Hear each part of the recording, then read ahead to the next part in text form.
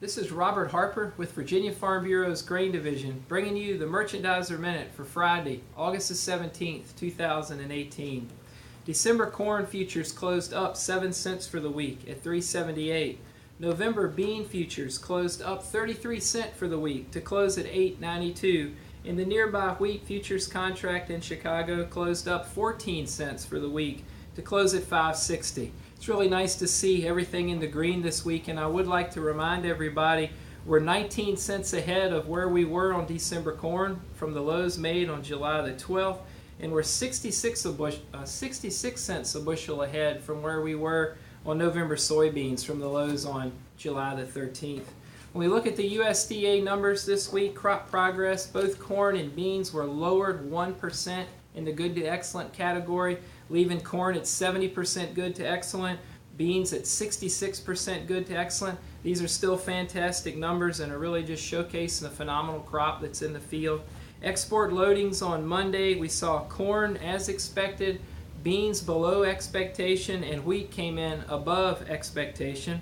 In the export sales report yesterday, we saw great numbers on the wheat side with a big purchase from Iran that kind of fueled the market, especially on the wheat side. Headlines for the week, a lot of them jumped out at all of you. I know I'm just going to highlight a few.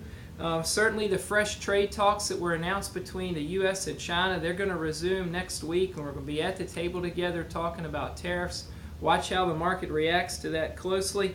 We did see the second bean vessel get unloaded in China this week. One of two vessels that were really hung in the middle when the tariffs went into place out at sea. The second vessel did unload in China this week, so maybe that's a good indication that these talks are going to make some good progress between us and China on the tariffs. We did see the USDA Foreign Service Agency release an interesting number showing soybean acres in Brazil to go up by 2% in the coming crop year. That would take them to 89 million acres.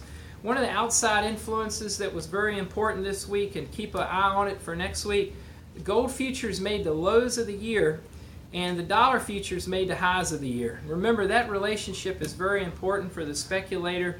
When the dollar is as strong as it is and gold is as low as it is, it's showing a lot of confidence in the U.S. economy. Very important to keep your eye on that. The other thing to watch out for next week, we wait for it every year, it's Farm Journal's 2018 Pro Farmer Crop Tour. We're going to be getting data every day from a lot of farm fields across the Corn Belt. We're going to be seeing yield numbers on corn. We're going to be seeing pod counts on soybeans. So be looking for those numbers each evening. And when it comes to weather, it's still very important. Northern Hemisphere weather, the 7 to 10 day models show adequate precipitation in the Corn Belt next week and average to below average temperatures. So a great week of trading.